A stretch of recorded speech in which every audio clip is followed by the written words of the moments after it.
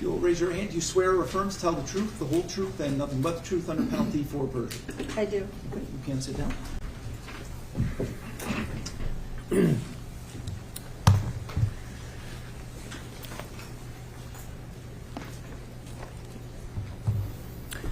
Good afternoon. Hello. Could you tell us your name and spell it for the record? My name's Georgia Ziegler, Georgiaziegler. And where do you work? I work for the Michigan State Police. And what do you do there?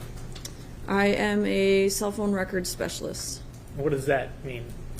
I specialize in analyzing historical cell phone records for criminal investigations. And where do you get those records? These records are obtained from the cell phone service provider, so in this case it would be Verizon. Okay. And how long have you been doing that? I've been analyzing records for approximately 5 years. And do you have training in this area? I do. And what kind of training? I've gone through over 300 hours of training specific to analyzing historical phone records. A lot of that training is conducted by software vendors or other industry professionals who handle the material. And you mentioned software. Do you use software in your analysis? I do. What kind of software? In this case, I use CellHawk as well as PenLink's PLX. Okay. And are you aware of like the industry standard in this area? Would those be considered industry standard, those two programs? Yes, CellHawk is a very common program for law enforcement or attorneys. And what does the software actually do? How do you use it?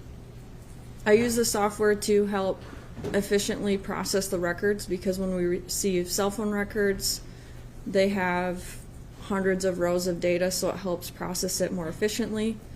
However, everything that I do in the software can be done by hand. It just makes it more efficient for our time. Do you then spot check to make sure that the software is rendering accurate results? That's correct. And how do you do that? To spot check the records, I look for the key tower transactions or the key transactions in the report and recreate those transactions on a map by hand and make sure that our software is displaying those transactions appropriately. So the software is basically mapping the location of something on an actual map, is that correct? That's correct. And, all right, and then you are actually going and looking at the data and say, is that correct? Is that where it really is on the map? That's correct. Okay.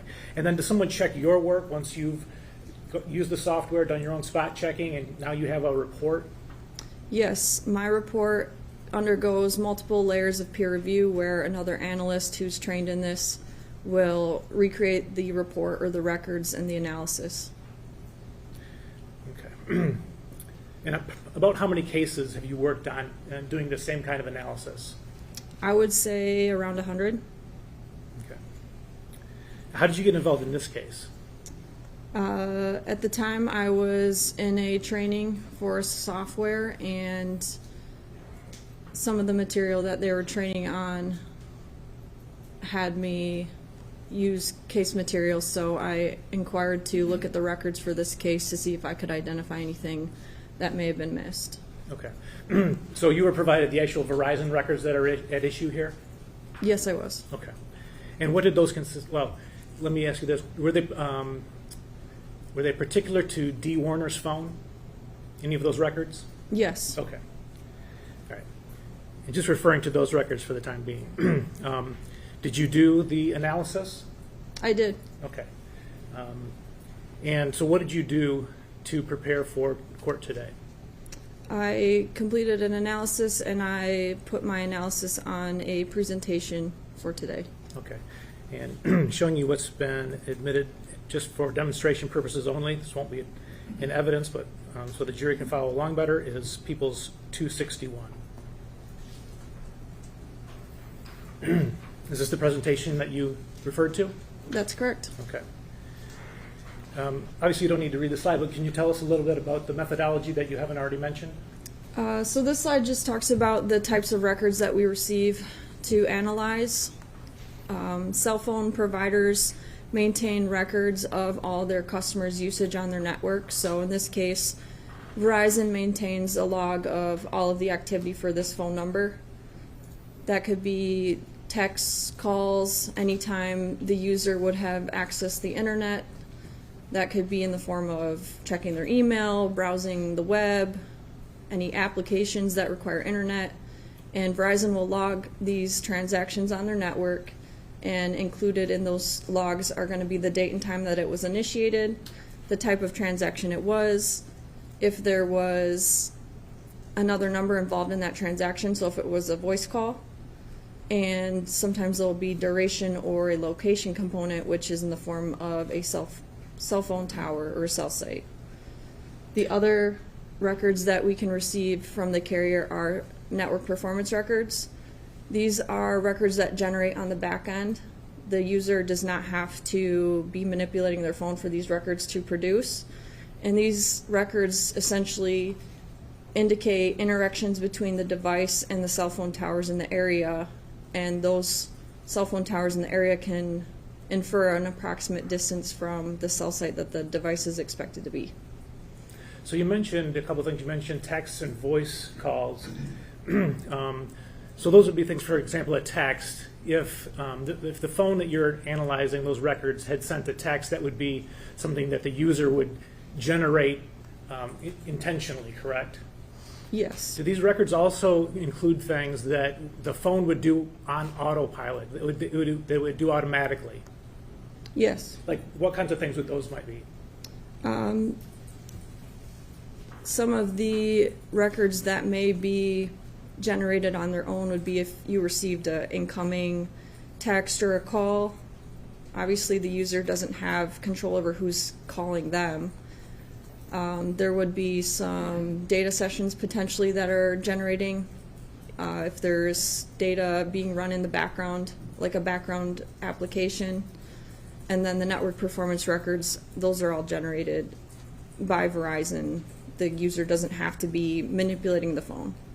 So if I'm on my phone and I have like a weather app that I want it to be always having the current weather, I don't have to do anything to say, hey, go get the weather for me. It automatically appears on my phone, right?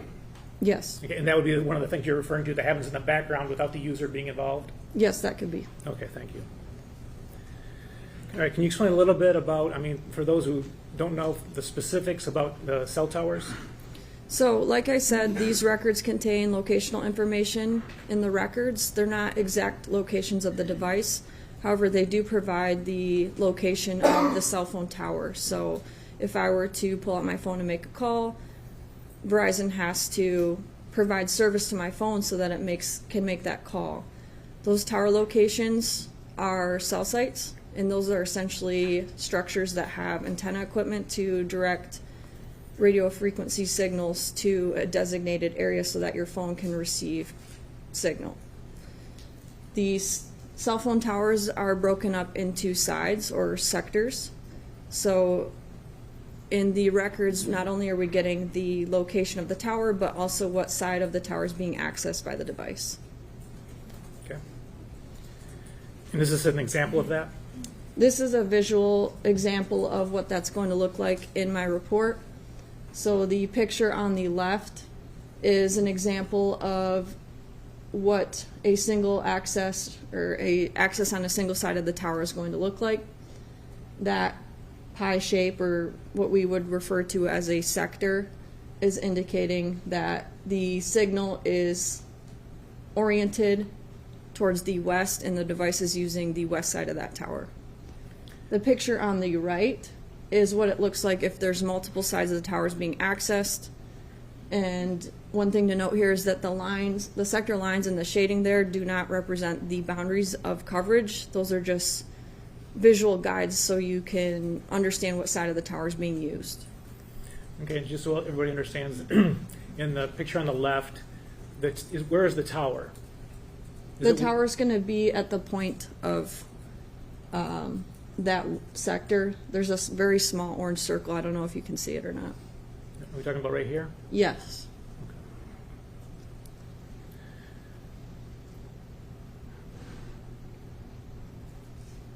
All right, and what do you have here? This is a visual example of what the network performance records will look like. So as I mentioned before, you'll get the side of the tower that's being accessed by the device, but there's also inferred distances from the tower that the network can provide. Those distances are going to be represented as a curved line along that side of the tower, or an arc, as indicated by the number 2. So how does the tower know what the distance is between the tower and the phone? The network will send, your device will constantly be communicating with towers on the network so that it knows if you need to make a call, it knows what tower is going to have the best service, quality of service, so that call can be made.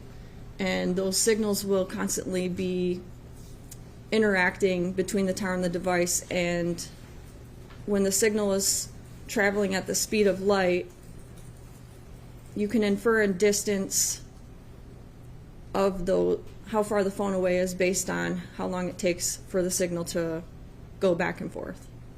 So there's a signal that goes out from the cell side of the cell tower to the phone and back? Correct. And it knows how long that would take depending on how far it is away? Correct. Okay. Is there a maximum distance that would work? Is it 2 miles, 100 miles, and somewhere in between? Do you know? I do not. Okay. Why is that? Why don't you know? Depending on the towers or the geographic area, the tower density in rural areas, there's going to be a lot less towers because there's a lot less demand for service.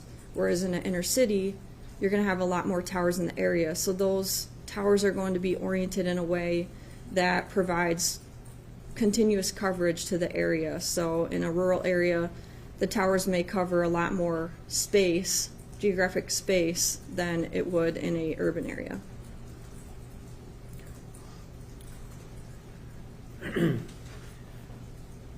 All right, so you did an analysis of a certain set of records, correct? Correct. And what were those records? I analyzed records associated to D. Warner's Verizon phone. And what was the date that you looked from when to when? The entire record set covered March 28th, 2021 through April 28th, 2021, and my analysis focused around the time of her disappearance. Okay. All right, and this is just to help the jury understand the symbols that we're going to show in a minute? Yes, so the symbols there in purple, those represent the sides of the tower that are going to be accessed by the device. If there is a distance associated with that access, it'll be represented by a curved line along that side of the tower at that designated distance. The blue marker pin represents 2170 West Munger Road, or the property, and the small orange circles will be the Verizon cell sites. Okay, and are these the actual cell site locations? Yes, so this is Verizon's towers in the area. The zoomed in image there is the surrounding towers in the immediate area of the residence. So if we look at the bigger scale map that's kind of to the lower right-hand corner, and you look at Metro Detroit, for example, there's parts of it that are just all orange. You can't even see a distinct circle. Is that correct? That's correct. Okay, is that an example of when you said there are more towers in urban areas? That's correct. Okay. And then the call out there is just the area around the Munger property, is that right? That's right. Okay. And can you look and tell us where are the closest towers to the Munger residence? The closest towers are going to be, by bird's eye view, is going to be directly north of the residence and south with a little bit to the east. Okay, and I'm going to just point at one here. Is that one of the ones you're referring to? That's correct. Okay, that's the one to the north. And what about this one? Yes. Okay.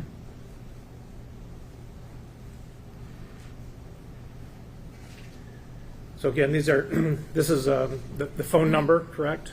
That's correct. And then the range of dates that you looked at. That's correct. Okay. Is this an example of what the data looks like when you looked at it? That is correct. Okay, can you explain it? So this is an excerpt of the internet usage report. This is the last activity on this device on the internet side of the records. They're color-coded based on session ID. So if you're looking at the first column there, it indicates charging ID. That's a unique Verizon number specifying the session ID or the data session. So every time that's reoccurring, that just indicates that that session renewed and is continuing on and on. So does that mean that every time the phone connects again, there's a new number for that? For that charging ID? Yes, if there's a new internet session initiated, it will be a unique identifier under the charging ID. Okay. All right. And then go on, please. And the start date and time is indicating the origin of that session when it was originating, and then if there's a reoccurring charging ID or session ID, that's the start and date time is going to be when that renewed. The stop date and time is when one session ends, and if it's a reoccurring session, it'll renew at the exact second that the next or the last one expired. And if that happens, does that mean that there was no, that connection was never lost? If it's a renewing session? Yes. Okay. All right. The record close cause is going to tell us the reason why the record closed out. So you can see there's quite a few there that list time limit. That just indicates that those sessions ran for the maximum amount of time before Verizon needed to re-authenticate that data session and renew.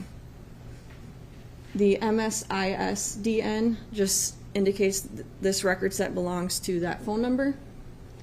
The megabits is going to be how much data transpired for these sessions. And the ECGI eNode ID, that is just a tower identifier. Okay.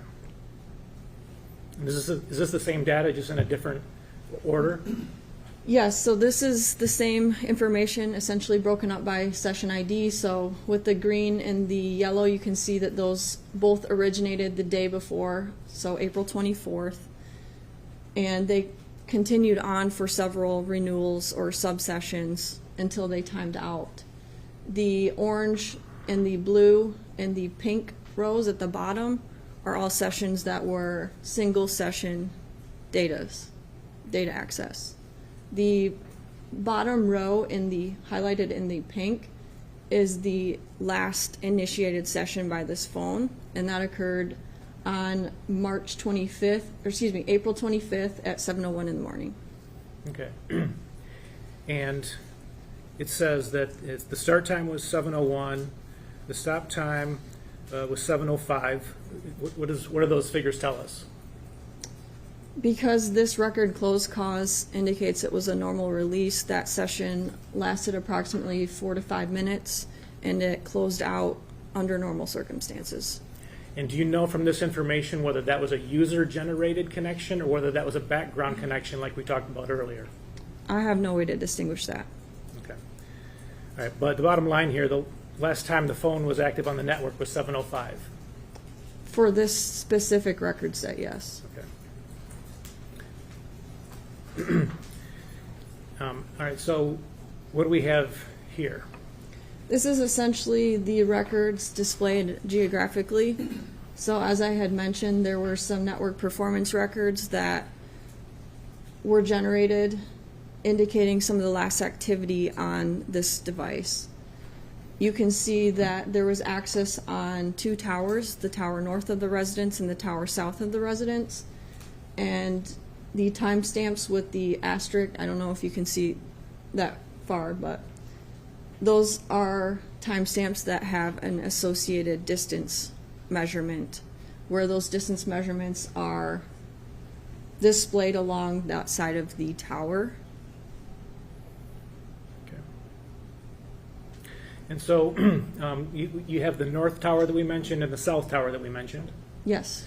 And then there are 2 sets of arcs. Can you explain those? So what we have here is what I would call competing towers.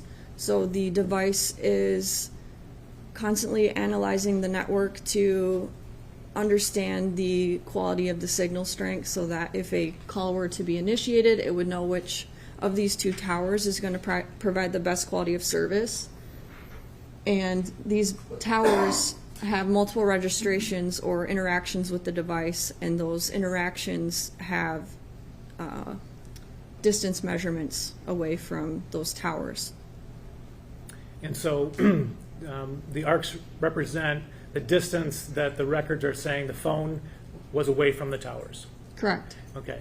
And why do we have an arc rather than a point? The arcs are, if the tower is measuring the phone to be 3 miles away from the tower, and we know what side of the tower is being accessed, then we would draw a line along that side of the tower for 3 miles out, and that's why you get a partial circle. Okay, so if we just had, for example, the north tower, then the bottom arc we wouldn't have at all. That's correct. Okay, and vice versa. Yes, Okay, so is there an advantage then to having connections to both towers? there is. So because we have two towers communicating with the phone in close proximity in time, where those two distance measurements are intersecting is a good indication where that device is expected to be. Okay, and where is that blue pin located? The blue pin represents the Munger Farm property. Okay. Is this a close-up of that? This is a close-up satellite view of where those arcs are intersecting. And so why is there a difference of however many feet that may be between the, you've got, going from the bottom left to the top right, you've got 4 pieces of arcs, and you've got 2 coming the other way. Why aren't those like right on top of each other? It's normal for devices to generate a slight variation in the distances because essentially the network's measuring the time it takes for the signal to travel. Sometimes the signal might be delayed. If it's not direct line of sight, then that signal might have to take a different path to get to the phone. Okay, but we don't have any other arcs, do we, other than these that are displayed? Correct. Okay. And so does this represent movement of the phone or no? In this instance, it would be hard to distinguish movement. All right, so again, all of these are intersecting right where the Munger Farm is. That's correct. Okay. And that's what the towers are telling you, this is where the phone is. That's correct. Okay. Now, there are some other times on here. We said that the last time that there was a data session was 7:01. What do the other times represent? The times indicated here are the tower registrations or the interaction times with the device and these towers.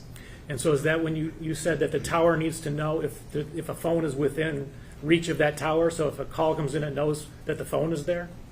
That's correct. Okay. And when is the last one of those? Is it represented here? The last interaction would be at 7:14 and 21 seconds. Okay, and that's AM AM. on Sunday morning. Yes. Okay. So did you also look at the record of her actual voice calls? I did. And is that what this represents? Yes. Okay, and tell us about this. So this is an excerpt from the voice activity on the network. The top row there, I know it's kind of hard to see, but the top row is going to be the last outgoing and connected call for this device on the Verizon network. That occurs on April 24th in the evening at approximately 4:47 p.m. And then the subsequent calls are all the incoming calls the next morning that are ringing to voicemail. So that phone made an outgoing call on Saturday at 4:47, and then after that, every single call was an incoming call. That's correct. All right, and you have the duration of those calls? Yes. Okay. So in the second to last column, the first incoming call, it says 000003. What does that tell us? That was a incoming call, and after 3 seconds, it hit the voicemail. Okay.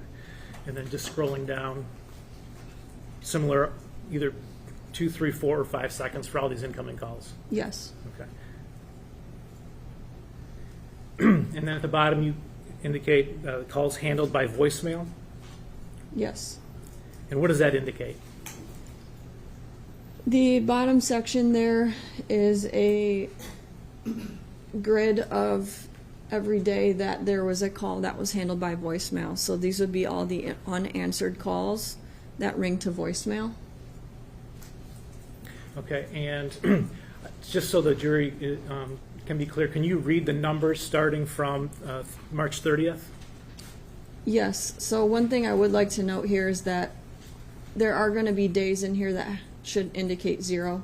If we're looking at April 1st, there's no column for April 1st. That's because there was 0 calls that rang to voicemail. So I can read March 30th is 20, March 31st is 1, or excuse me, 2. March 31st is 1. April 2nd is 1. April 5th is 2. April 9th is 1. April 10th is 2. April 12th is 1. April 14th is 1. Excuse me, April 14th is 2. April 15th, 1. 16th, 2. 19th, 1. 20th is 2. 21st is 1. 22nd is 1. 23rd is 2. 24th is 1. 25th is 75. 26th is 43. 27th, 33, and 28th, 16. Okay, and so there's a pattern here. Yes. So you're saying that from the 30th of March through the 24th of April, the most times that phone had a call go through to voicemail was 2 in one day. Correct. And then on Sunday the 25th, how many went through to voicemail? 75. Okay, and did the record say that she ever answered her phone after Saturday the 24th? No. Did she ever make a call after Saturday the 24th? No. All right, thank you.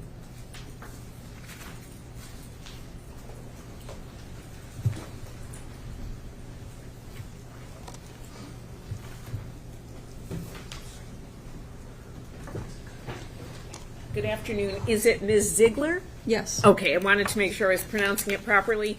My name is Mary Chartier. I have some questions for you this afternoon. So on your report, which Ms. Saylor is getting ready for us, do you have a copy in front of you? I do not. Okay, so in case we need it, Ms. Saylor will be able to pull it up. It says last updated with the demonstrative aid that you have for us on February 12th, 2026. That would be Thursday, correct? Correct. What did you update on it? I made some adjustments to the slides. I know there was some grammatical errors on the case detail slide. The display of the title on the map slides needed to be adjusted because the white box behind the text wasn't representative, or it was not covering the full text, so you couldn't see the full text. Was there anything substantive? It sounds like those things are either typos or aesthetics or grammar. Anything substantive that you changed? I don't believe so. You also indicated that when you are spot checking the software, you recreate key transactions, correct? Correct. How long does it take you to recreate key transactions? It can depend on if there's some issues, like some troubleshooting stuff, but I would say in this case, maybe an hour. Were there any issues with the software that you needed to troubleshoot? No. You had indicated that you got involved in the case to see if anything had been missed. Is that accurate? Yes. Was anything missed? No. Anything that I thought that I found as far as an investigative lead would have been relayed to the officer in charge. So maybe I did not phrase my question properly. You got involved to see if anything had been missed before your involvement? That's how I understood your response earlier. I was looking for, at the time, there was no body recovered, so I was essentially looking for records that might help lead to a location.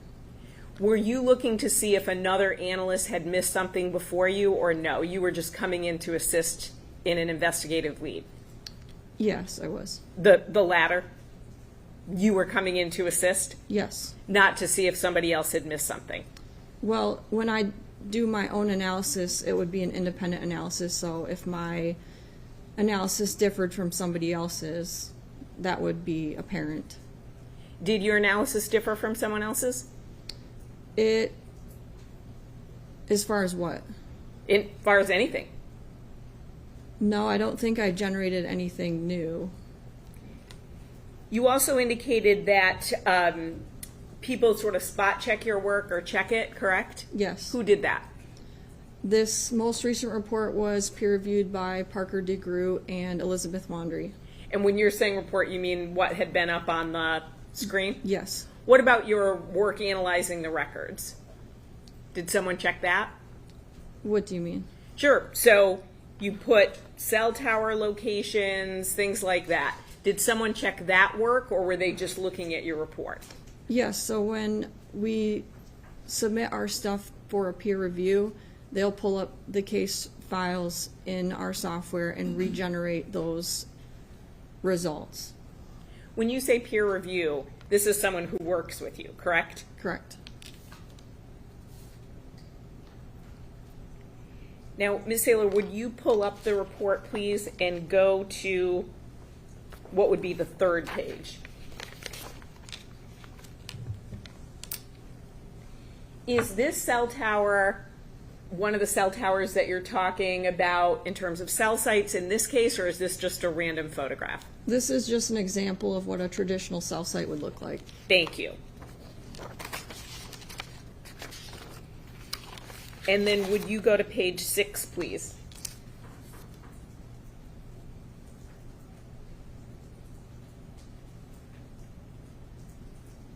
So if we look on the 4th bullet down, it says the activity displayed is meant to provide an overview of the approximate geographic location.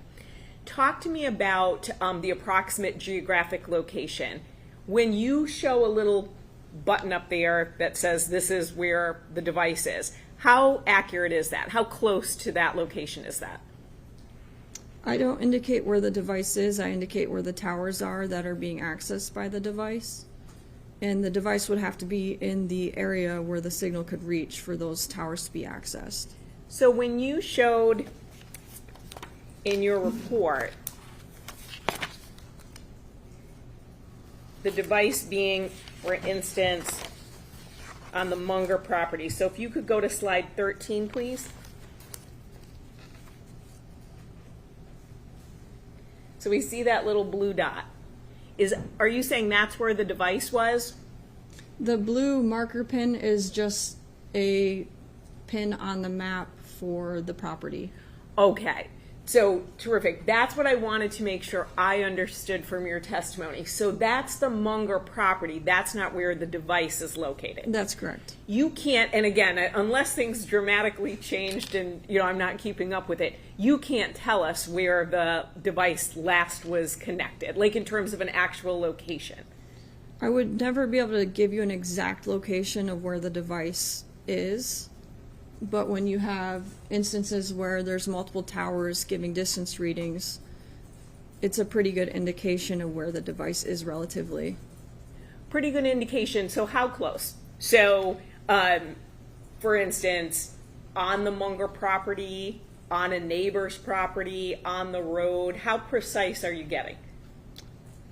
These arcs are pretty accurate.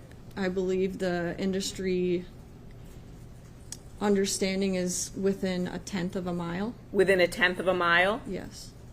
And is that why, though, you put the estimated distance from the tower, because you can't give us an exact location? Correct. Now, also on that same slide, you said it's hard to distinguish movement. So you can't tell us, for instance, a phone is going from one location to another. In this case, no. Correct. Yeah, and that's I'm only interested in this case. Thank you. There might be others. Now, also, you said there's a slight variation in distances, and again, that's why you have to estimate, correct? Correct.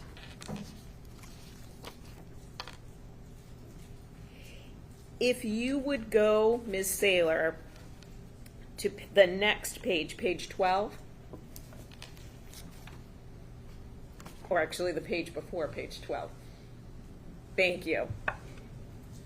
So these times, 7:13, 16, 7:13, 33, those are times that the device is connecting with the towers. Is that accurate?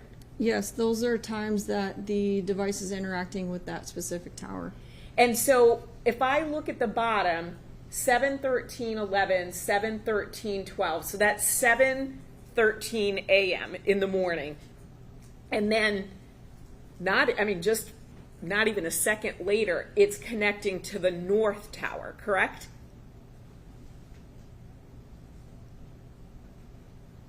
At 7:13:16, is that what that shows? Yes. So why is that? When you talked about cell phone tower strength, and again, correct me if I'm wrong, is it essentially your phone? So I have my phone on me right now. It is just constantly looking for the strongest tower. Is that accurate? The best quality of service, so it's rating the signal strength and quality. So I'm not doing anything with my phone right now. You can see that. So, but it's checking in to see what's the best signal, and it's that there's that variation, right? Within a second, it's going from different towers. These are the interactions between those two towers. We don't get the rating between, like, what the device decides is the best between those two unless a call's initiated. But the device is resonating or reacting to those towers. Is that accurate? The device is interacting with both towers. Okay. So almost, in some cases, simultaneously. Yes. Thank you. What are things that affect cell tower signal strength? Obstructions. So if you're in a concrete building, your signal strength's going to be hindered. Distance away from the tower could lessen the signal strength. If you're not straight out in front of the antenna, the strength's going to be weaker. So lots of things can factor into it. Yes. Can weather? I don't know of an instance where weather had an effect on my quality of service. What about the number of people who might be on their device? So, for example, if a lot of people are using the north tower, might it bump me to the south tower? It could.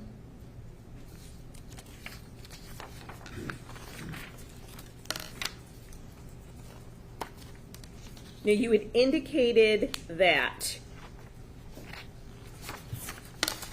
we go to page 10, please.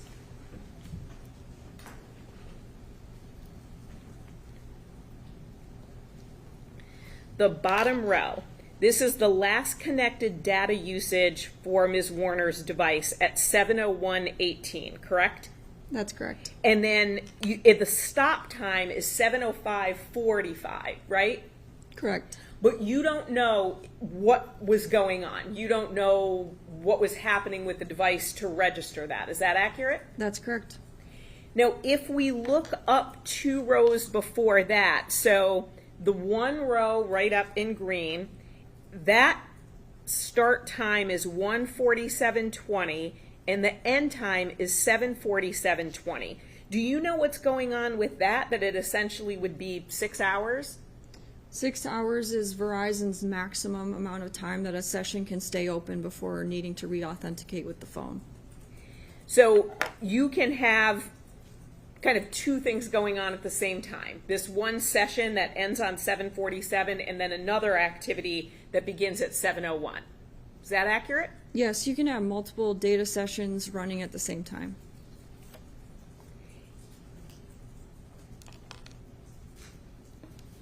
And then you said the final column, the one on the right-hand side, the 22601 and 22609, those are actually the symbols for different, or the numerical symbols for the two different towers that you were referring to. Yes, the last column is a tower identifier on Verizon's internal side.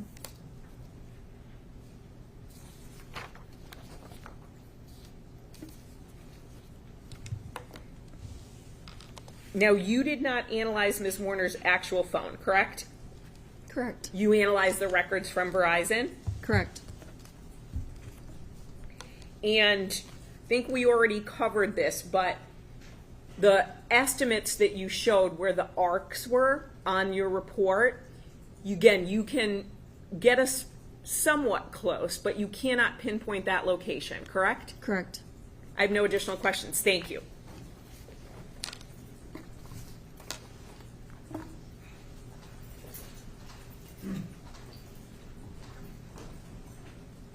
Ms. Saylor, would you mind? Yeah, that would be great. 10.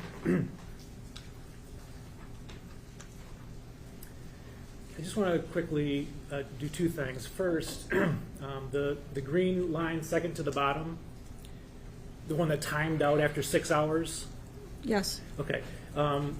So if I'm understanding you correctly, the the network remains open to that phone for 6 hours, and if nothing happens, it just times out.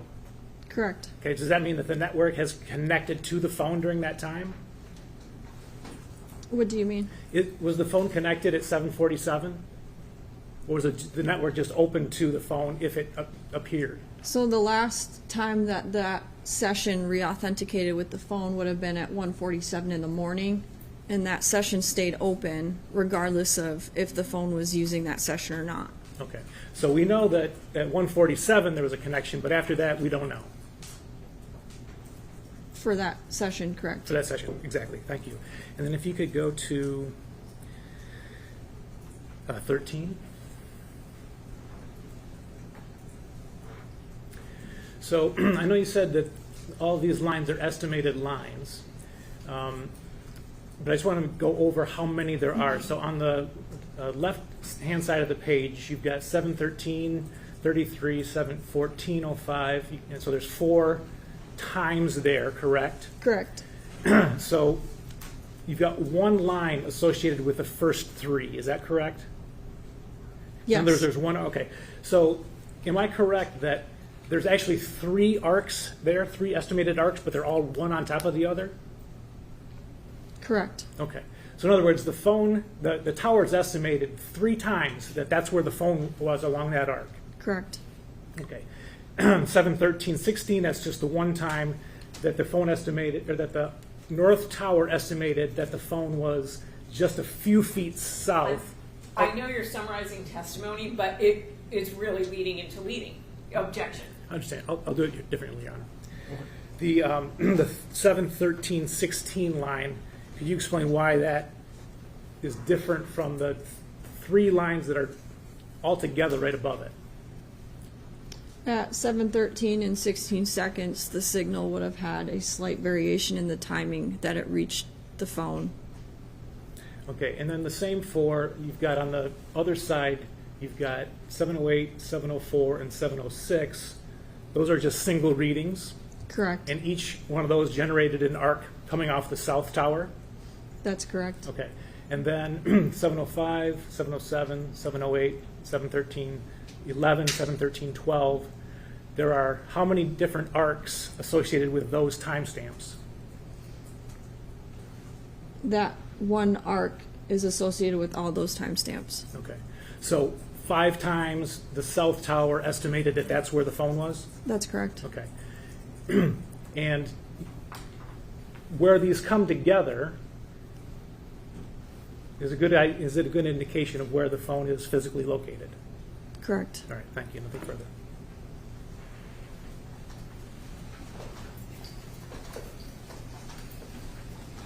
The phone, to be clear, could be anywhere on the arc, correct?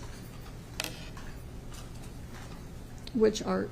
So if we look at 70830, that phone could be anywhere on that arc, correct? That's why you have the line there? Correct. And while Mr. McCready asked you about lines coming together, Your testimony when I talked to you was it would be an estimate, correct? Correct. Thank you. No additional questions. Nothing further on. All right, can council approach? I have some questions from the jurors.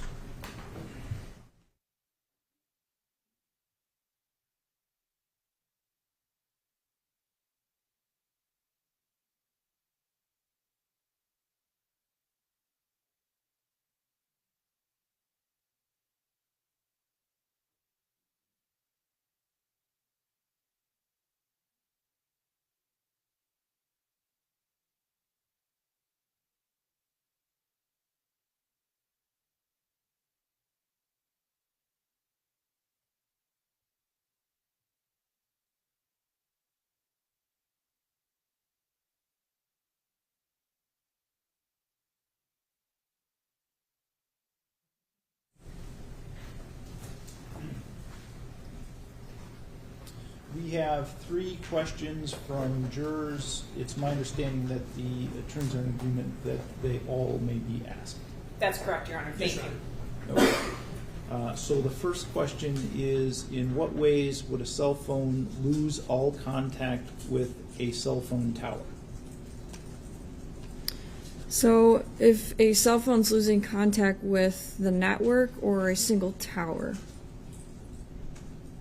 I can answer both.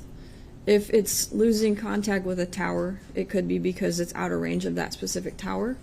If it's losing contact with all towers, an example of that would be if your phone died, if it was placed into airplane mode, if it was destroyed, if it was powered off, or if it was out of range too.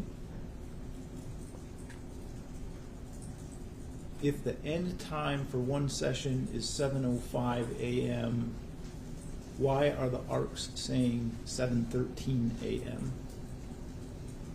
So those are 2 separate data sets. The end time 7:05, that was the data session itself, so you're just getting the access on the side of the tower.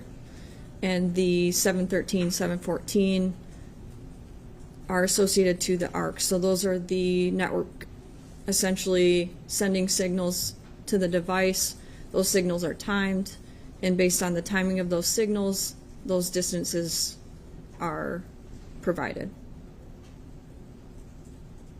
Can you tell if the phone was on at a certain time?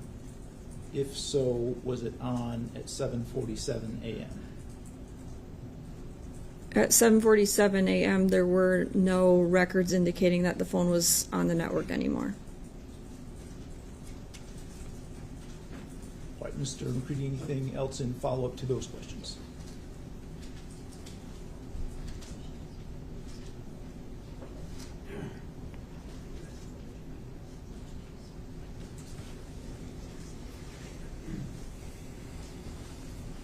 So, just to be clear, when is the last time that you are certain that the phone was connected to the network? At 7:14. Okay, thank you.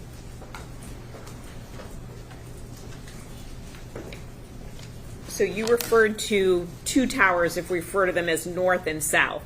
When you did your analysis, you did not have the device connecting to another tower after the north and south towers that we have in your presentation, correct? Correct.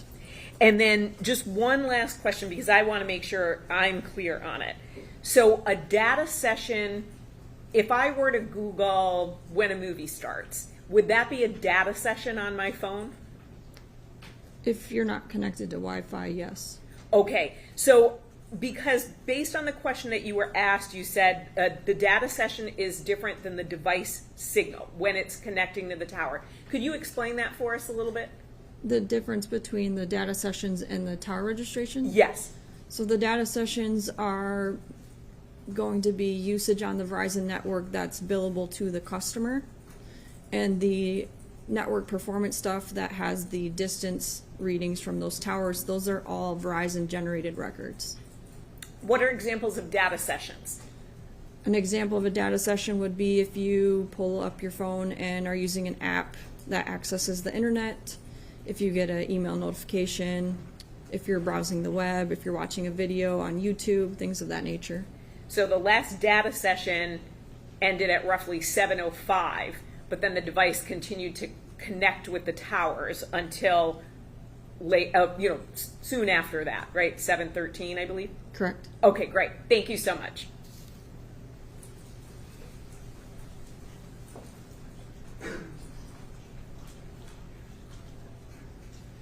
I'm all set, Your Honor. Thank you. Okay. May Ms. Ziegler be excused from her subpoena?